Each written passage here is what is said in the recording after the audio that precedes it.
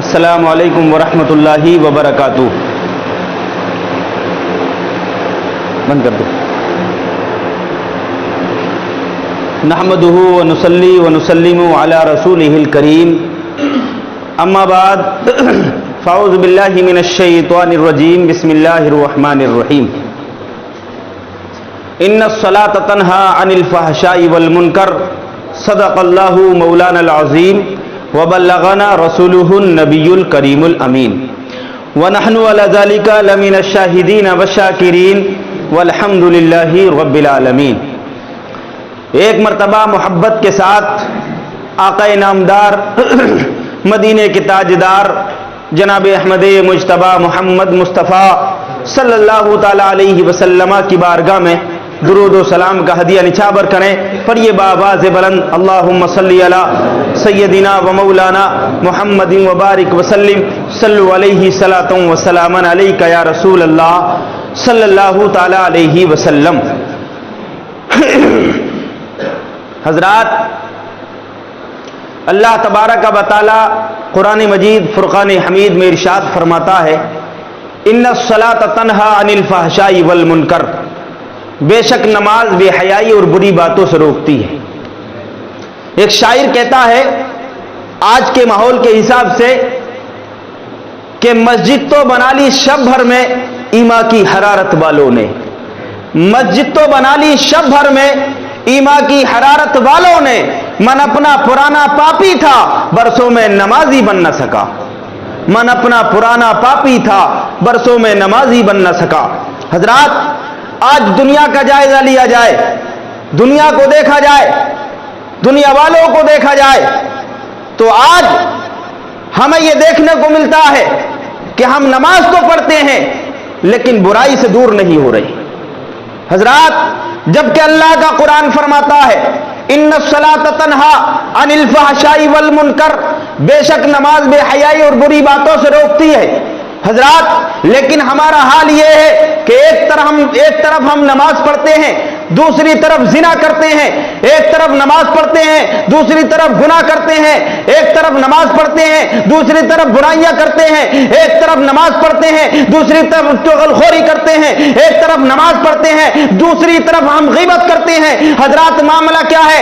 رب نے تو ارشاد فرما دیا ان الصلاۃ تنہی عن الفحشاء والمنکر، بے شک نماز بے حیائی اور بری باتوں سے روکتی ہے. تو معاملہ کیا ہوا کہ ہم نماز بھی پڑھ رہے ہیں، برائی سے کیوں دور نہیں ہو رہے؟ ہمیں دیکھنا پڑے گا ہماری نماز میں کمی ہے یا نماز پڑھنے والے میں کمی ہے.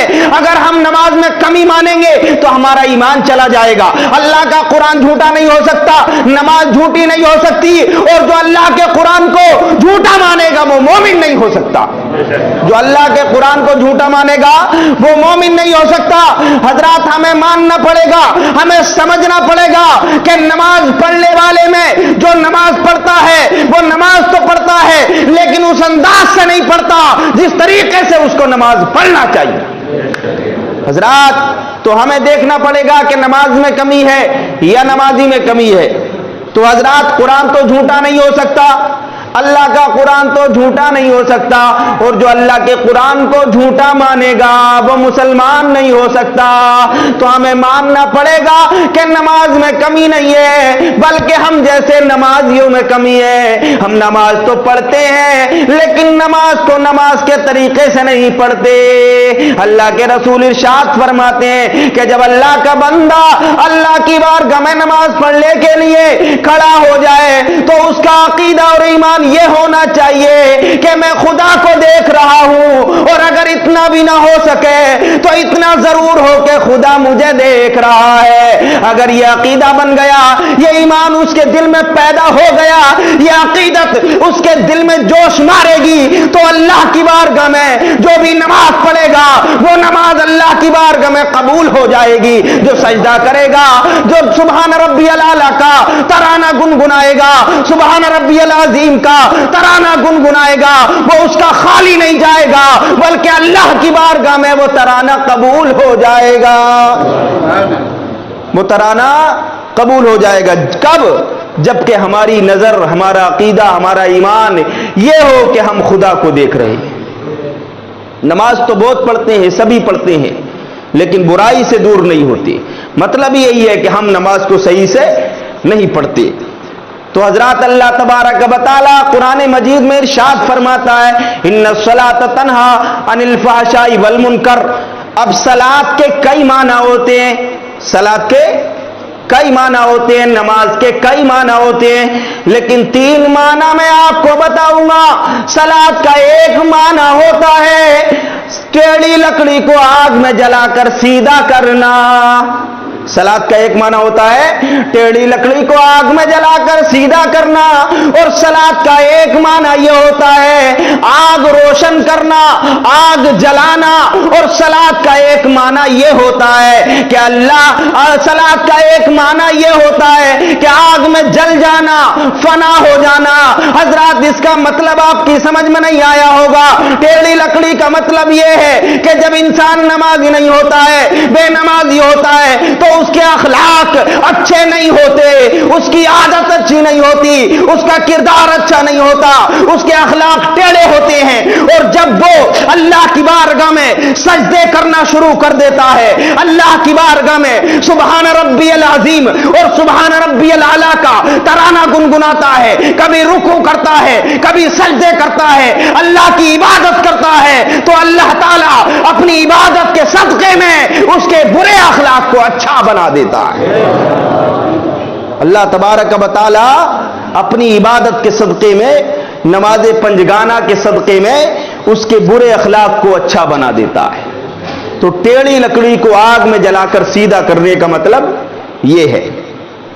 اور صلاۃ کا ایک معنی یہ ہے آگ روشن کرنا. تو جب اللہ کا بندہ اپنے گھر سے نماز پڑھنے کے لیے نکلتا ہے، مسجد میں آتا ہے، مسجد سے اذان کی آواز آتی ہے. کیا آواز آتی ہے؟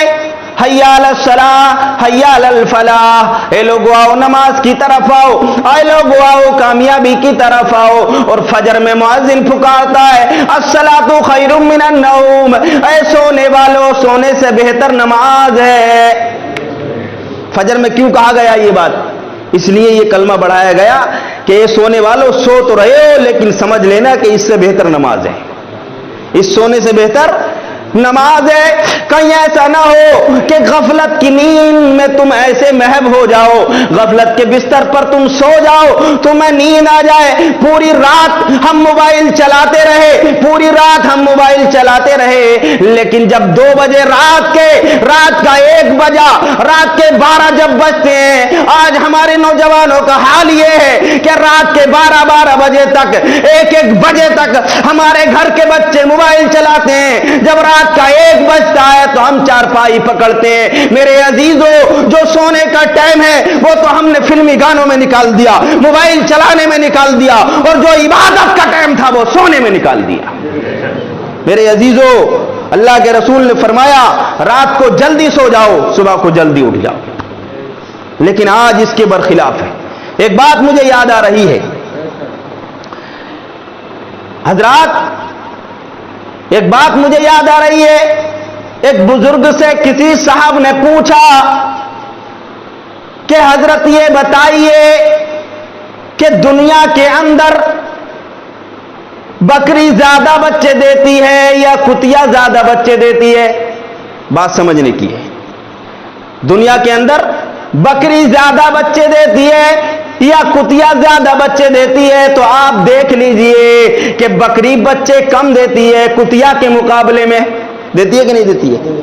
کتیا 12 بچے بھی آتی ہے اور بکری زیادہ سے زیادہ 3 بچے بھی آتی ہے.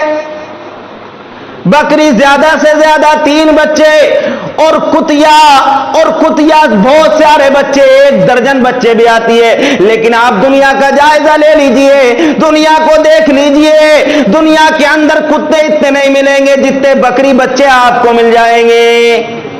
بکری بچے جتنے ملیں گے اتنے کتیا کتے نہیں ملیں گے. اور بکری ذبح بھی ہوتی ہیں، اللہ کے نام پہ بکروں کو کاٹا بھی جاتا ہے، ذبح بھی کیا جاتا ہے، لیکن پھر بھی بکری زیادہ کیوں ہے؟ تو انہوں نے یہ مطلب پوچھا حضرت یہ بتائیے اس کی برکت کی وجہ کیا ہے؟ اس کی برکت کی وجہ کیا ہے؟ تو ان بزرگ نے کہا تھا اے نوجوان سن لے، اس کی برکت کی وجہ یہ ہے کہ کتا رات بھر بھونکتا ہے، جب فجر کا ٹائم ہوتا ہے تو سو جاتا ہے۔ کتا رات بھر بھونکتا ہے، جب فجر کا ٹائم آتا ہے تو سو جاتا ہے، تو اس کی برکت ختم ہو گئی۔ اس لیے بچے زیادہ پیدا ہوتے ہیں لیکن ان میں برکت نہیں ہوگی تو وہ دنیا میں زیادہ نہیں ہو سکتی۔ اور بکری رات بھر سوتی ہے، صبح کو جلدی اٹھ جاتی ہے۔ بکری بچے رات بھر سوتے ہیں، صبح کو جب آپ اٹھیں گے تو دیکھ لینا آپ سے پہلے بکرا اٹھا ہوا ہوگا، آپ سے پہلے بکری اٹھی ہوئی ہوگی۔ تو جب اس وقت میں روزی بٹنے کا ٹائم ہوتا ہے، اللہ کی تسبیح اور تحلیل کرنے کا ٹائم ہوتا ہے، اللہ کو یاد کرنے کا وقت ہوتا ہے، تو ایسے عالم میں کتا تو سوتا ہوتا ہے، کتیا تو آرام کرتی ہوتی ہے، لیکن اسی سنسنی کے عالم میں، اسی عبادت کے عالم میں اللہ نے جو مخلوق پیدا فرمائی ہے، بکرا اور بکری، ایسے عالم میں وہ یاد الہی میں مشغول ہوتے ہیں، تو اللہ تعالیٰ نے اس جانور میں برکت کو عطا فرما دیا۔ تو اسی لیے آج ہمارے گھروں کی برکت چلی گئی کہ ہم رات بھر موبائلوں میں گزارتے ہیں۔ آج ہمارے نوجوان، ہمارے گھر کے بچے، بوڑھے نوجوان، آج تو جوانوں کو بھی دیکھو، بوڑھوں کو بھی دیکھو کہ رات بھر 12 بجے تک بلا وجہ جاگتے ہیں، لیکن صبح کو ان کی آنکھ کیوں کھلے گی جب وہ رات کو 12 بجے تک جاگیں گے؟ تو بہرحال درود پاک پڑھیے، اللہم صلی علی سیدنا و مولانا محمد وبارک وسلم، صلو علیہ صلاۃ و سلام علیک یا رسول اللہ صلی اللہ تعالی علیہ وسلم۔ تو سیدھی لکڑی کا مطلب میں نے بتا دیا کہ سیدھی لکڑی کو آگ میں جلا کر سیدھا، ٹیڑھی لکڑی کو آگ میں جلا کر سیدھا کرنے کا مطلب کیا ہے یہ میں نے آپ کو بتا دیا۔ اور آگ روشن کرنے کا مطلب یہ ہے کہ جب اللہ کا بندہ، جب نماز کے لیے اذان ہوتی ہے تو اللہ کا بندہ اپنے گھر سے چل کے آتا ہے اور اللہ کی بارگاہ میں سجدے کرتا ہے، رکوع کرتا ہے، قیام کرتا ہے، تو گویا کہ وہ اللہ کی عبادت اس طریقے سے کرتا ہے کہ اللہ کی محبت کی آگ کو اپنے سینے میں روشن کرتا ہے۔ یہ تو آگ جلانے کا مطلب ہو گیا۔ اب آگ میں جل جانے کا مطلب کیا ہے؟ آگ میں جل جانے کا مطلب یہ ہے کہ ہمارے بزرگ اولیاء اللہ، بہت سارے اللہ کے ولی ایسے گزرے ہیں کہ انہوں نے ایسے سجدے کیے، ایسی نماز پڑھی، ایسا رکوع کیا، ایسا قیام کیا، ایسا اللہ کا ذکر کیا کہ انہوں نے سجدے میں سر رکھ کر سجدے سے اٹھایا ہی نہیں۔ ارے امام حسین نے سجدے میں سر رکھا، کہاں اٹھایا؟ اور بہت سارے بزرگ اللہ کے ولی ایسے گزرے ہیں، اللہ کے ولی وہ تو صحابہ کی بات ہے، وہ تو پنجتن پاک کی بات ہے، وہ تو نبی کے گھرانے کی بات ہے، جو بھی ان کی نسل سے بچہ پیدا ہوا، جو بھی آگے کو نسل چلی، اولیاء اکرام کی نسل حضرت علی سے چلی ہے، ان کے بعد میں جتنے بھی دنیا میں اولیاء آئے تو وہ ایسے ایسے ولی بھی ان میں گزرے ہیں کہ انہوں نے اپنی پوری زندگی کو اللہ کے نام پہ قربان کر دیا، اللہ کے نام پہ فنا اور فلا کر دیا۔